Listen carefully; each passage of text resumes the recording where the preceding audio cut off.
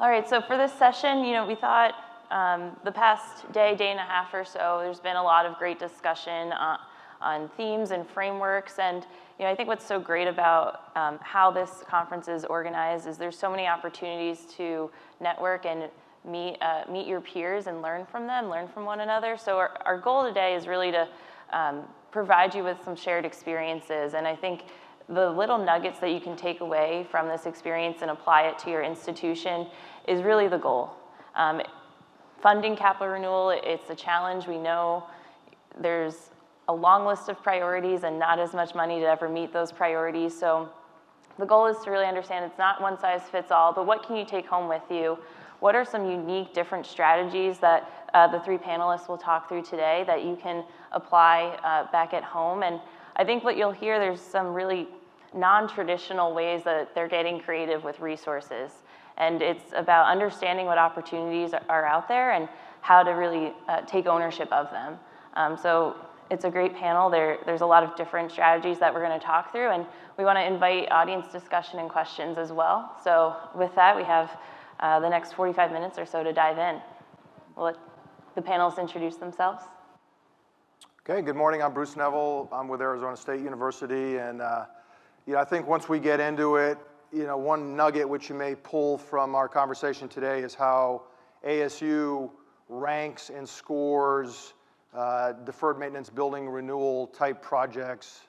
Sort of at the tactical level, we've got a pretty detailed, comprehensive scorecard, so I'll get into that to some degree. But the bottom line is, like a lot of our requirements exceed our funding. We've probably got $400 million in deferred maintenance. We don't have any of that, anywhere near that of revenue or funds available. So the name of the game is, how do you make those precious dollars go the furthest? How do you prioritize and make sure you're spending the money that you do get on the right type of projects? So we'll get into more of that as we go along.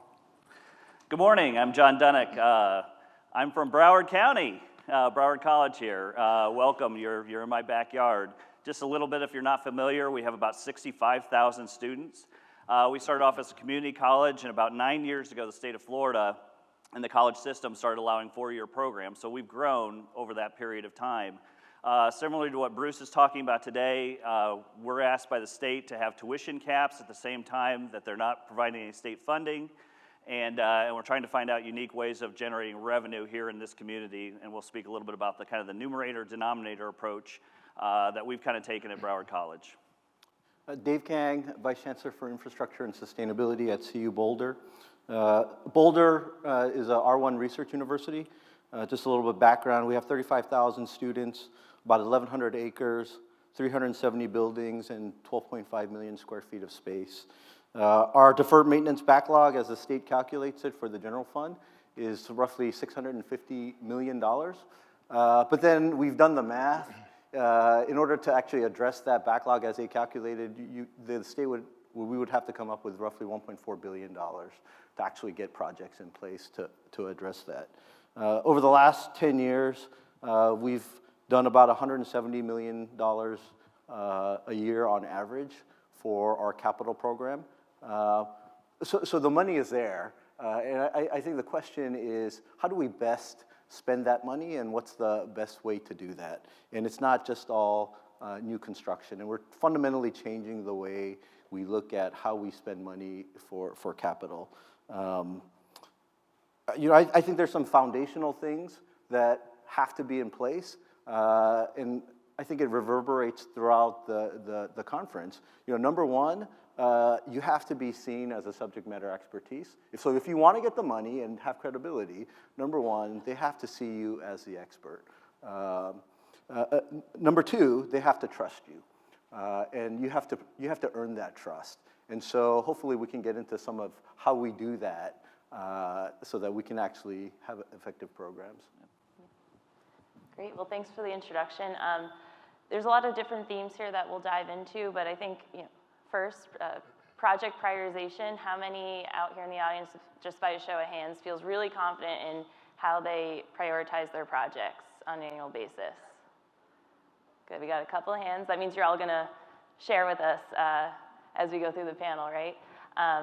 Bruce here is going to talk a little bit about his project prioritization selection process. It's a scoring methodology, and I kind of want to open up first with, before you jumped into the prioritization scoring, where were the challenges with how you were selecting projects?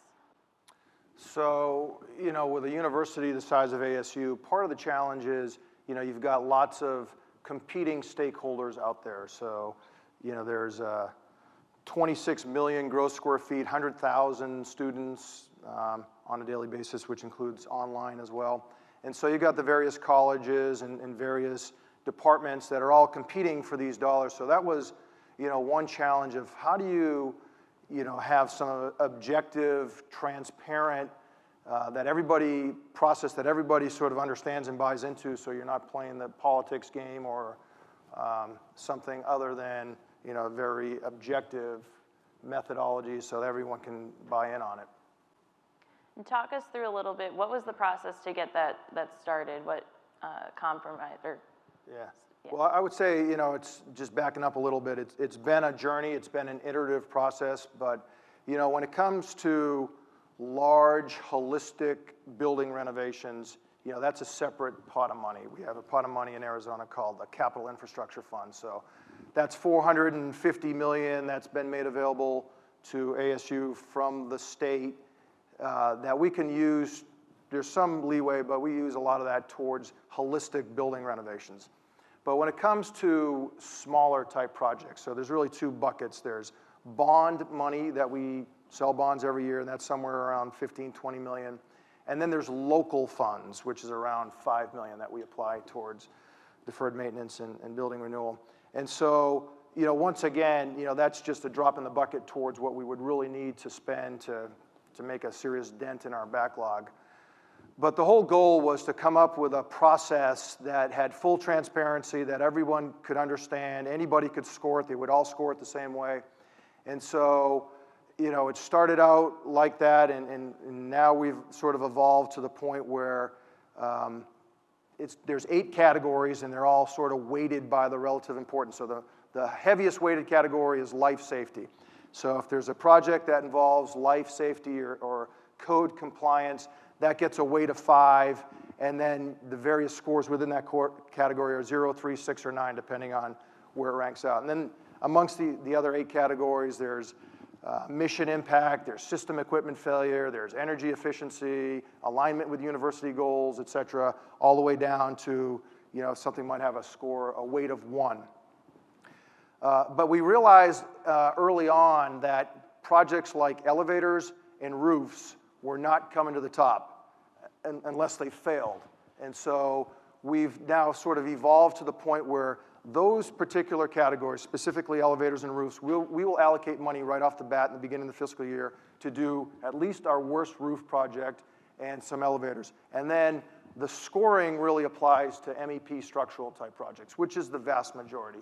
But in the end, whether it's my folks or one of the colleges or a department, you would all score it the same. You would all come up with the same relative ranking. Is there anyone out in the audience that this resonates with, you follow a similar process, or is this a new idea that you can latch on to?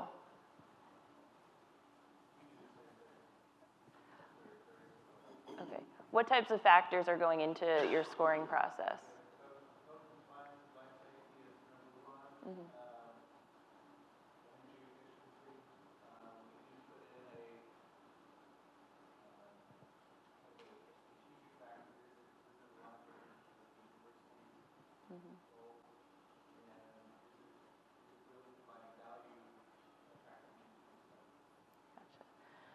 Now, has it changed your process at all? Oh, we have a...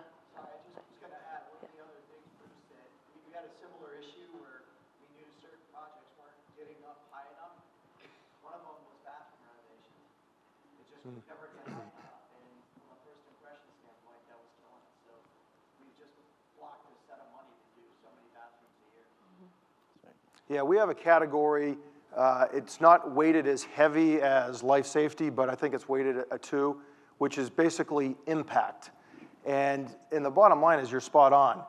Impact, has to do with appearance and, bathroom. So, that affects enrollment, that affects tours. We we give like a lot of you tours like basically every day. So that definitely would score high on the impact, even though it's not quite obviously like a life safety.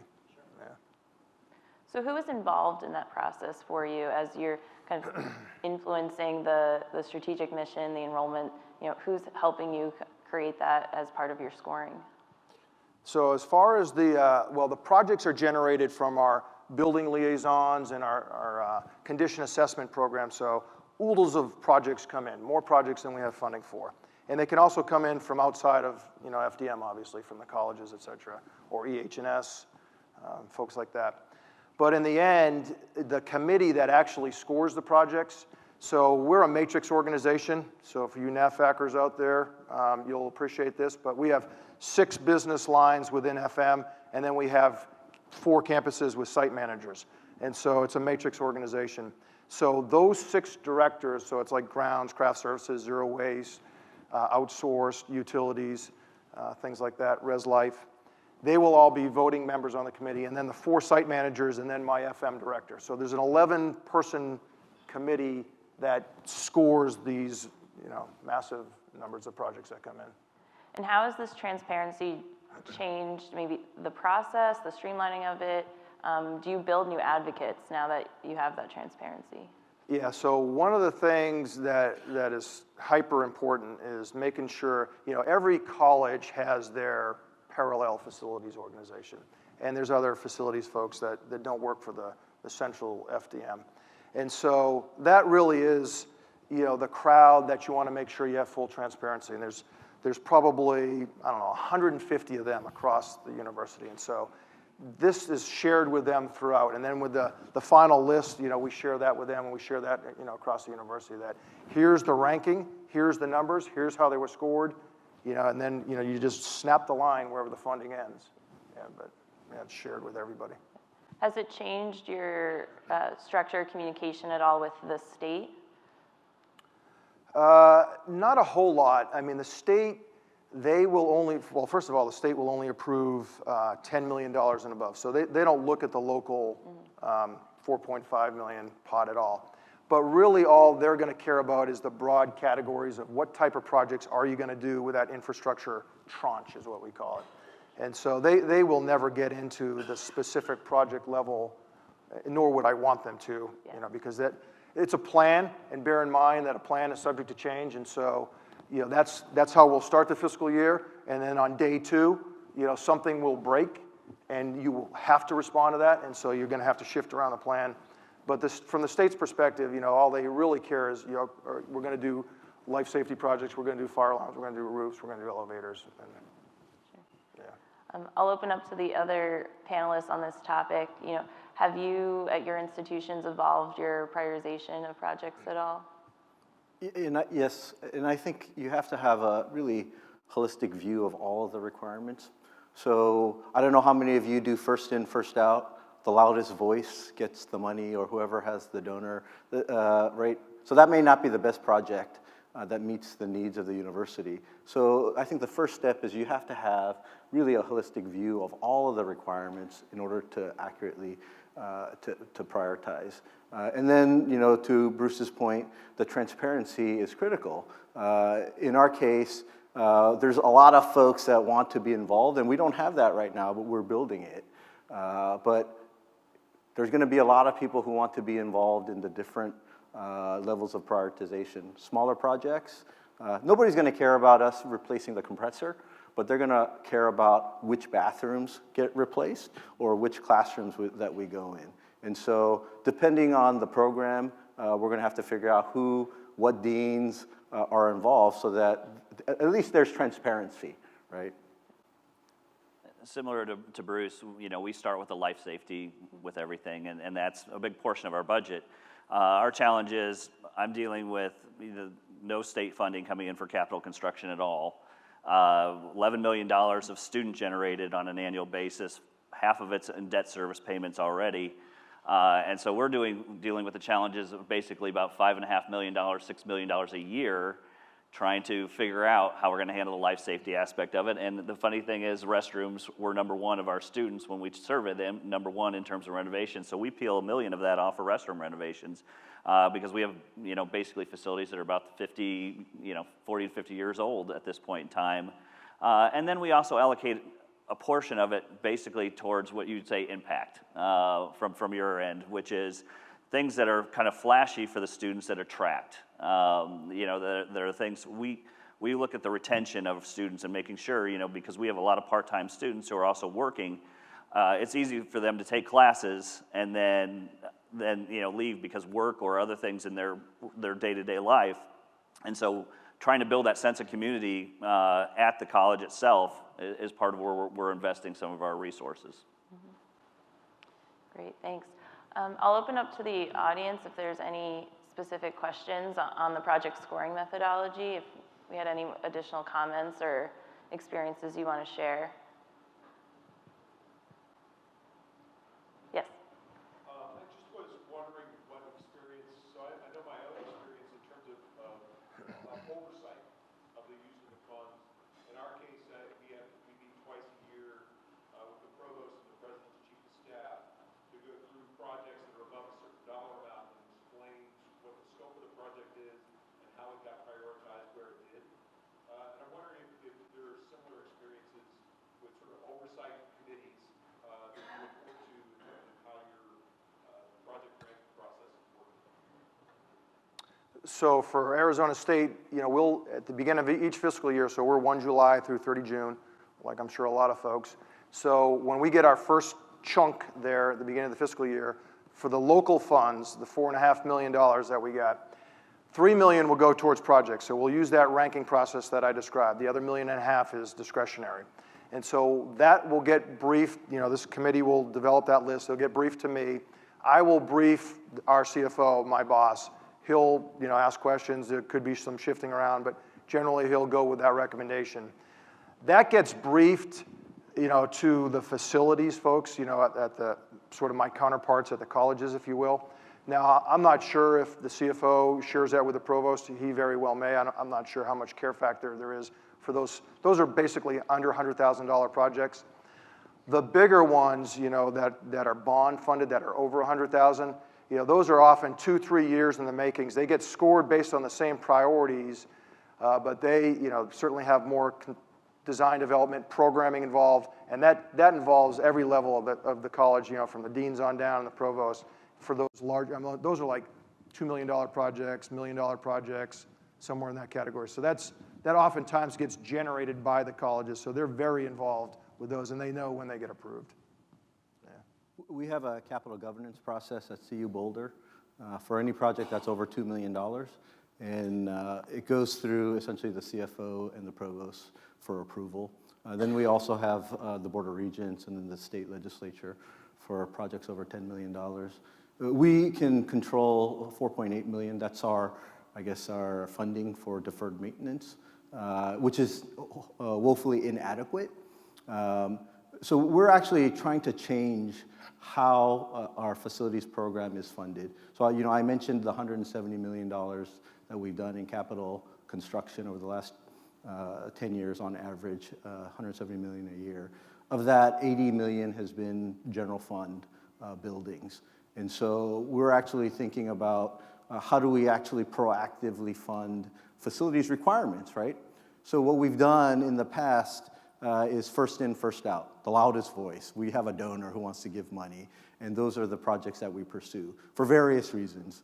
I don't think that's the best way to approach how we manage facilities money. So if you guys have had success in how to get some kind of program like this in place, that'd be great to hear. Kind of what we're thinking is, the general fund has on average committed $80 million a year.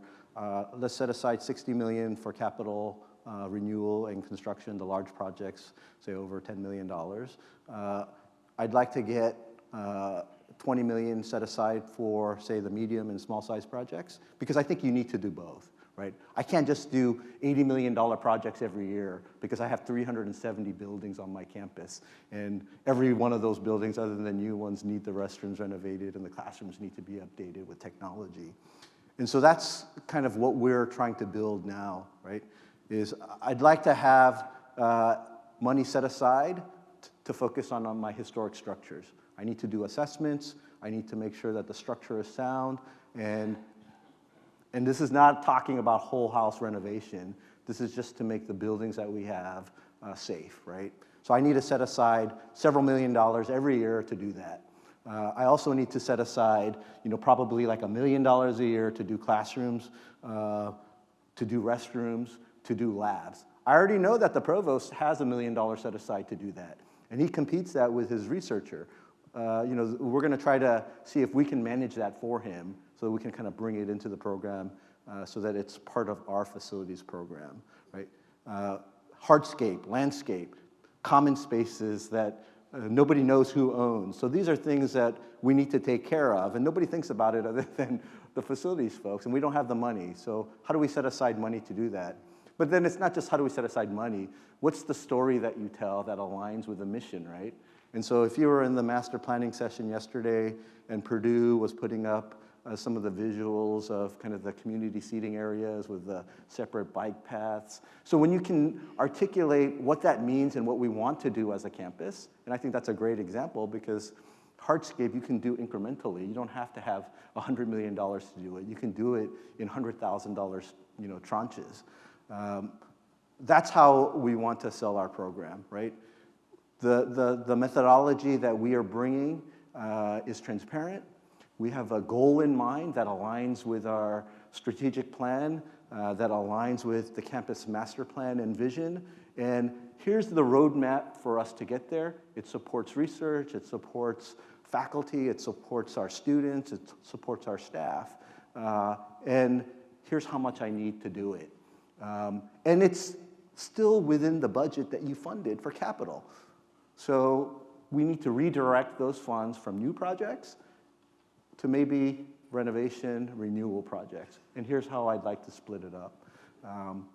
Our plan is to brief this in the next several months to our leadership. And just last week on Friday, we met with the system president, President Benson, the chancellor, the CFO, to talk about how do we actually get more control from the regents, right? The regents hire the president, as well as how do we change the process so that we have more flexibility to do things like that with the state government as well. So I think we have support, and if there are folks out there that have changed from like the first in, first out methodology to really taking a programmatic view of how the money gets allocated and prioritized, I'd be really interested in talking to you maybe later. A painful path that we have taken is trying to improve space utilization.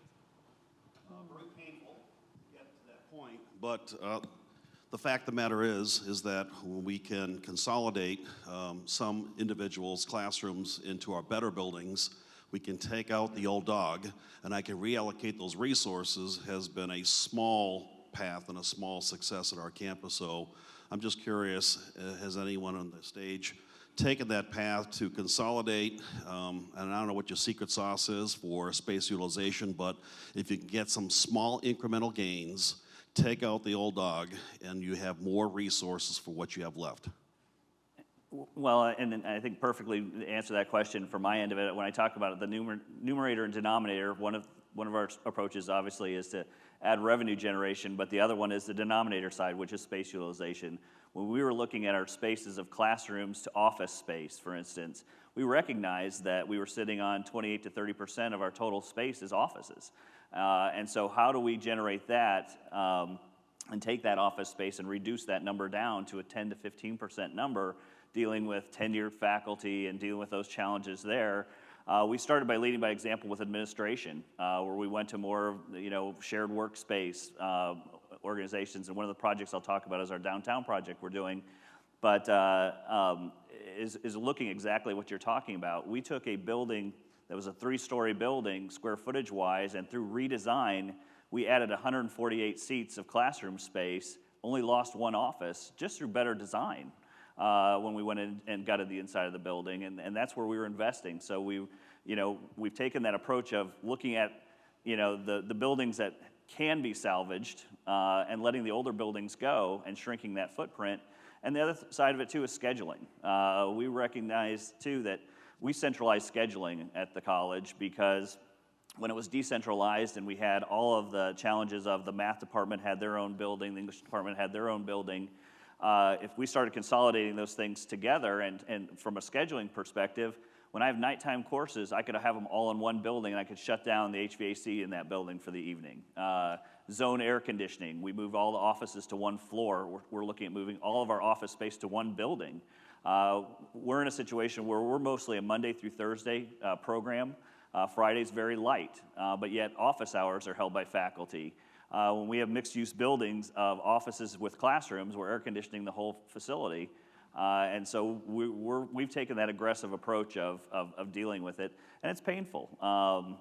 You know, the faculty doesn't necessarily understand it. We want to maintain faculty hours, sharing workspace, but we've incorporated into, and kind of one of the discussions is, we've added a facilities ad hoc committee with both faculty and students on it, because we want to balance both of those issues together, where we can bring our challenges to them too, so that they understand, if anything, better communication of what we're dealing with and what we're facing with and why we do things. And it's really helped us in terms of the communication with our faculty senate, because they now become the branch arm to explain some of the things we're working on. Yeah. And you need the data and the resources, right? We created a space optimization office, and my boss funded it with 2 people, and I may hire another person. But you have to have the data. You have to be able to show what the impact is. And you have to have leadership support. Specifically, the provost has to be supportive of your initiative. When we stood up our space office, the first policy that we put out was a message from the provost saying that all new spaces and all renovated spaces revert back to the provost office for central management.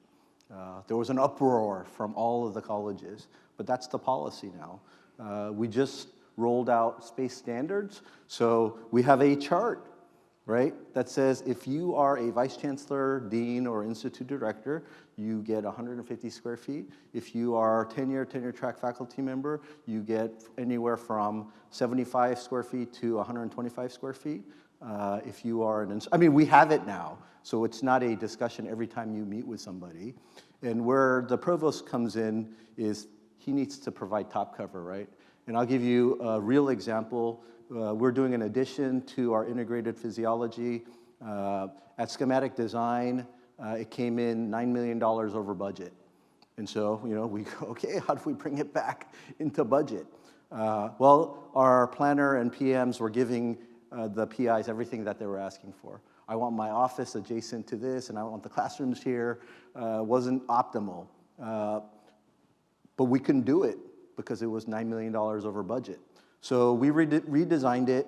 We took the basement out. We put the labs on the 3rd floor. We put the offices on the 2nd floor. And then we put the classrooms on the 1st floor. Provost was intimately involved in how we did this. And he used to chair the integrated physiology department. The current chair, was pissed, right? Because he wasn't getting what he wanted, not what he needed. So he emailed the provost and said, hey, I'd like to sit down and talk with you because I don't think I'm getting the support from facilities. His reply back, I have it. It's classic. He goes, we have a capital governance process. I trust Dave and Chris, who's my AVC for capital, and they will advocate for you, but I think we're doing the right thing here, and we got it to budget at schematic design. So I know what the costs were. But because we were able to effectively utilize the space, because we had buy-in from the provost, when they did the end around, he supported us, and then we went back, and now we just broke ground on that project. If that wouldn't have happened, that project would have got canceled. So the department benefits. We have credibility because we were doing the right things. So I think it was overall. But we wouldn't have been able to do that if we didn't have the space management office, if we didn't understand how things should relate and have the policies that we were kind of put in place recently. I think advocacy is something that was a central theme in that story. And this came out a little bit in the last discussion and want to bring light to it now. But utility infrastructure, you all know how crucial and vital it is. And the reliability you have on it for your campus, but it's oftentimes hard to bring to light. So I think Bruce has some examples of how he created buy-in around creating this utility master plan, and I think it might be fruitful for the group to hear.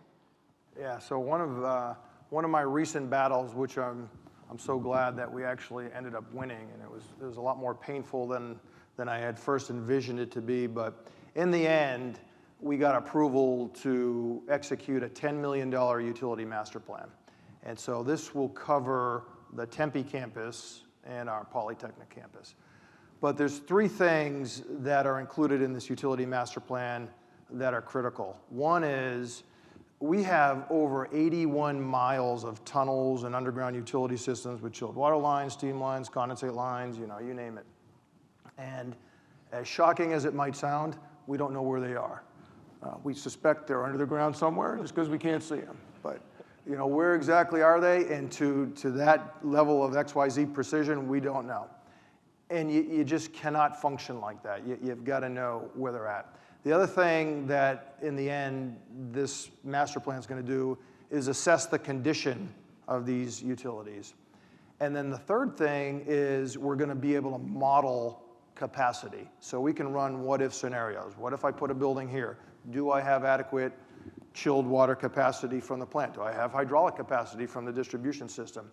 And one thing we found is in the absence of that, we do it project by project by project, and the project ends up absorbing that cost. And depending on the size of the project, that can be a $150,000 cost to do the utility assessment associated with, well, what is that lab going to require for chilled water? Where are the lines? What's the capacity? So when it's all said and done, we'll be able to run that model and be able to save those dollars on a project by project basis, which was really the selling point. But because that was over $10 million, that did require state approval. And it was a tough sell, it's the most unsexy project you can imagine. Nobody's signing up to invest in infrastructure, there's no donors, you don't even see it. And so it's a tough sell, but honestly, the way I convinced and justified to my leadership is we put a lot of time and effort, and we've talked about it here quite a bit as far as building Renewal and how do we prioritize that project. But in the end, if we get it wrong, a building might fail, and that would be a bad day. We would impact classes. But if you lose your system, you lose your chilled water system, you lose the whole game's over. You lose the whole campus. And so if you really want to talk about what's important, this has got to be a conversation. You've got to convince your leadership that, for Arizona State, it's 120 degrees. You need AC. You need chilled water. It's not like a nicety. And so in the end, after much conversation, it's a big number, but you're supporting, like in our case, a $6 billion portfolio. So yeah, $10 million is a lot of money. $6 billion is even bigger. And you just, when it comes down to risk management, you just can't afford to take a hit like that. So in the end, I'm really pleased that we got the green light on this, and they are off and running, and they're going through our tunnels, and we're finding things like day one. Well, here's a steam leak you got to address right away. Here's a bunch of fiber cable wrapped around the stem of that valve. That's probably not a good thing, which exists everywhere. But it is just revealing and just, in my mind, critical for people like us to make sure, when you're talking about reliability and redundancy, let's not forget our utility system. Yeah, absolutely. I want to spend a little bit of time on John's theme here. He's taking some unique new opportunities and approaches to funding capital renewal that's not necessarily asking for more money, but changing the layout, and as he alluded to, changing the numerator and the denominator. So do you want to speak to a little bit of how you're increasing revenues, decreasing costs? Sure. One of the things I took to our Board of Trustees probably about 4 or 5 years ago was the idea of leveraging our assets. We all have land, we all have buildings. How do we work that? If we're a little bit more efficient on the scheduling side and things, can we make some of these ideas work? And so we started entertaining Wise where we had limited capital dollars.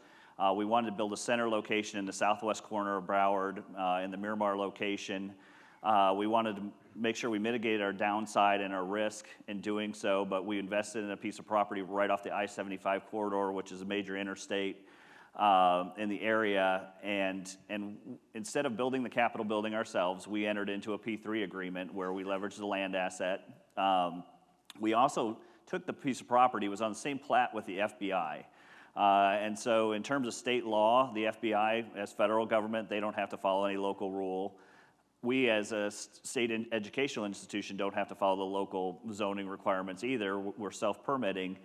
And so when we built the property, we also built it for expansion. So we built a P3 project. We found an investor who really just wanted to pass along. He wanted to park his cash, in essence. And so they built the building. We pay a lease rent right at market value. We staggered the land lease and the building lease over separate years. So in 25 years, there's going to be no value to the land, the building, in essence, because it'll revert back to us in 5 years after that.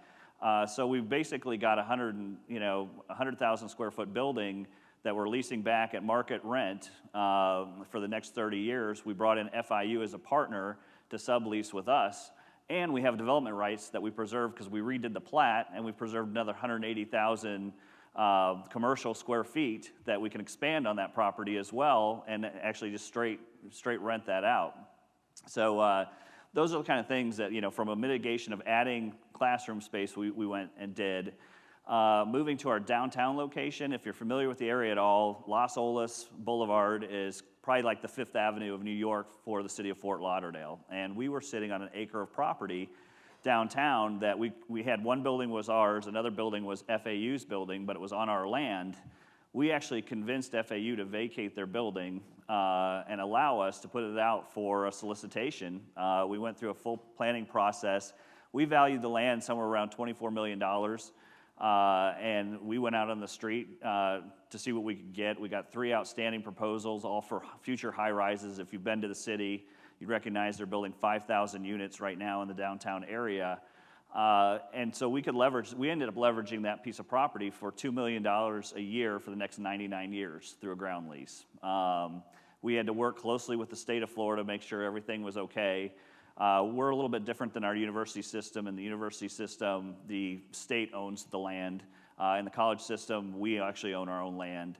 But it's allowed us to generate it, and then how we gave it back is we earmarked that $2 million to student success. So everything that we say, and the students understand, is that it goes back to the student success side of things. So it's very transparent in our budget adoption and everything else where that $2 million goes for the next 99 years. But it creates a free and clear, instead of just selling the land at one time, it's created a revenue source that's not only has a lot more flexibility, because if we sold it, it would definitely have to go straight to capital. But from that end of it, because we did it the way, it's free and unencumbered money for the college, so we can spend it any way we want.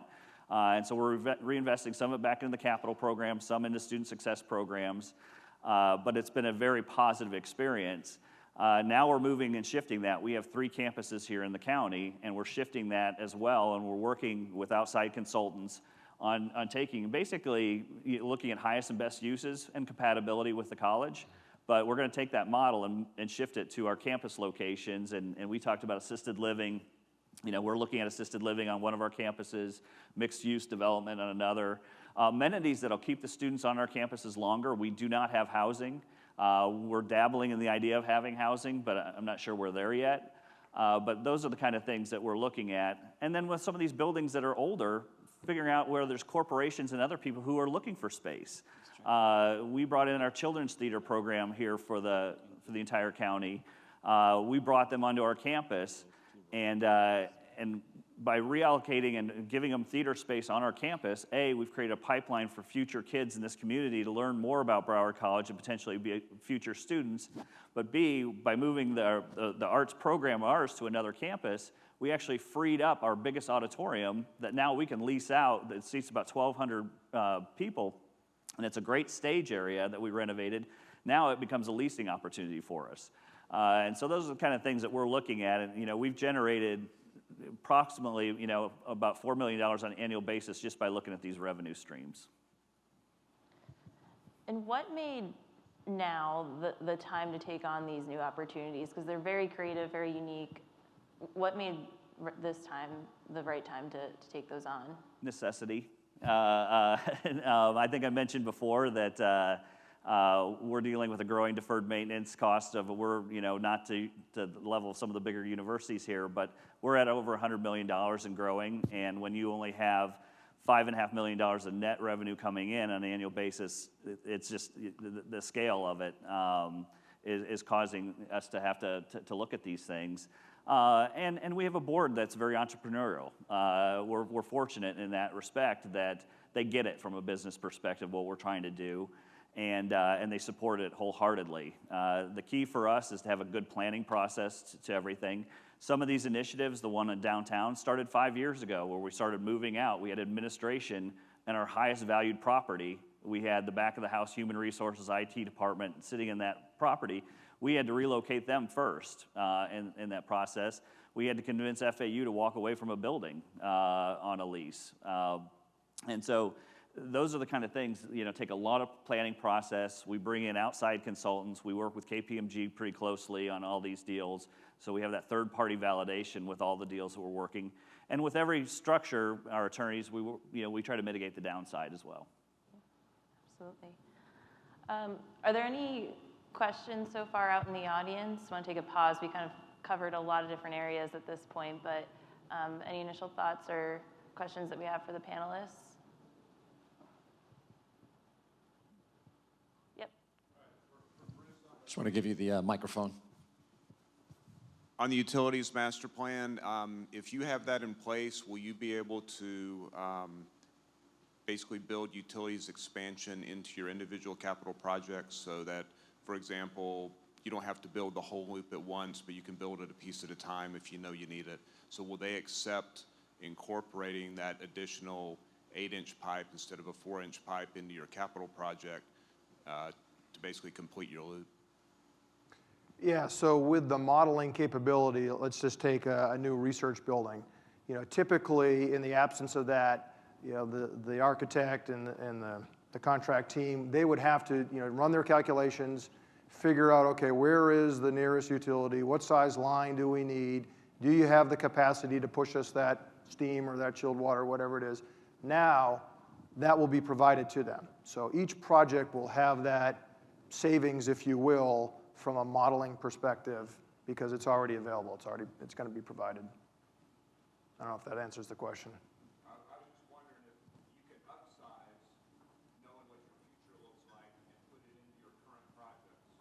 Will the current project absorb the delta of the bigger capacity? Oh, will the project pay for that? Well, that's a different story.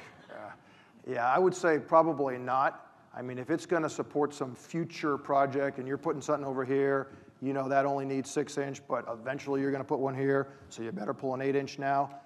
Most likely you'll know that because of the model, but the likelihood that project's going to cover that, no. But at least you know it and you're going to do it ahead of time. I would probably split fund that. I will fund that bigger line out of the infrastructure fund and run it one time rather than running that 6-inch, tearing it up, or putting another second line in, and have the savings from that perspective. But it doesn't necessarily mean that further capital project is going to fund everything in between. And we have an auxiliary for the utility, so as long as we had a heads up, we can put that into the rate and build that into the utility program. And we talked a bit about future and capacity and growth and whatnot, and I think David, we talked a bit over the phone of how does the future of how we interact with space, how we use space from a teaching and learning standpoint change our decisions now? So you want to talk a little bit about what in the future you're prioritizing for now? Yeah, so our campus master plan is due in 2021. And so what we wanted to do is have a really robust plan that we can actually use, that's not put on the shelf. So we have multiple efforts going on right now: housing master plan, transportation master plan, energy master plan, and the really big one is our visioning effort. And we delayed our visioning by a year to align with kind of the strategic plan that the campus is developing right now. But now the timing is working well. We've reached out to 25 different areas across the campus And every 3 weeks, we spend 2 hours with them, with a consultant that we hired to have a discussion. We started with a review of everyone's strategic plans to understand where they're headed. Then we had conversations about what they need, not what projects do you need, but how do you plan on teaching the future? How do you engaging with students, with our enrollment office? What do the future demographics look like? And they can't tell us numbers, but they can tell us trends, right?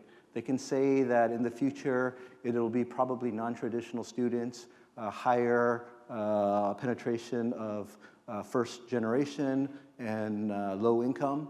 And so what does that mean? Well, it means we will probably have to have more advising. We'll probably have to have maybe support for families.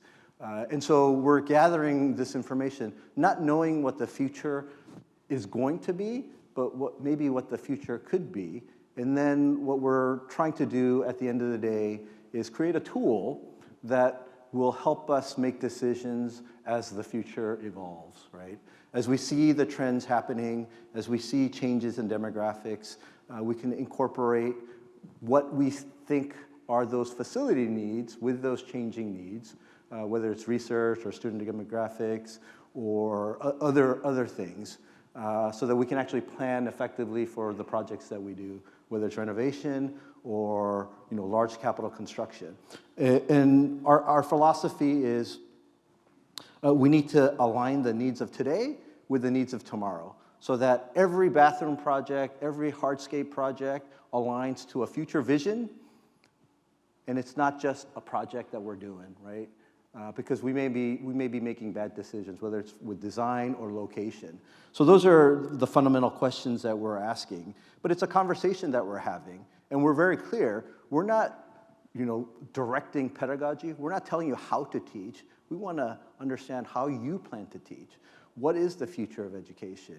How much are we going to have online? How are we going to engage with technology?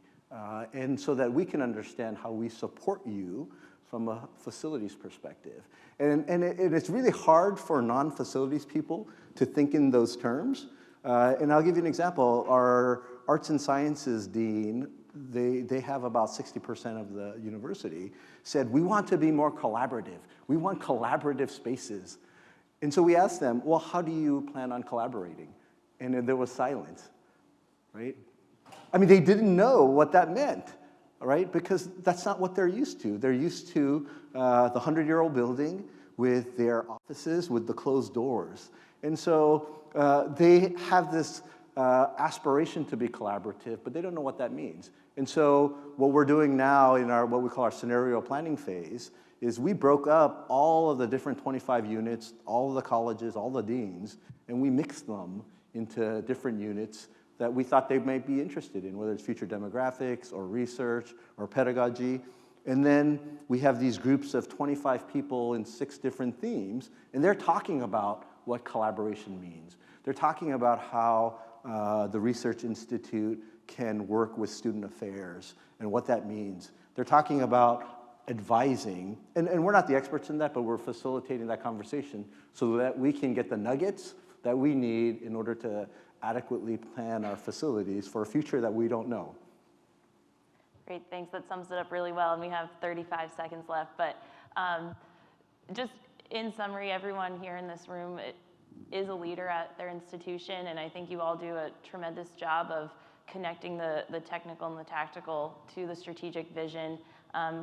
And it's all about empowering the people around you to work with you and be part of the solution. And I think that's been a central theme that I've been hearing since Sunday. And if there is a couple of minutes of time and anyone has some questions for the panel, we can open up for that. But other than that, I want to thank the panelists for their input and discussion. And I want to echo that. I want to thank the panelists. And again, round of applause for Erica. Wonderful job moderating this and the session this morning. Thank you.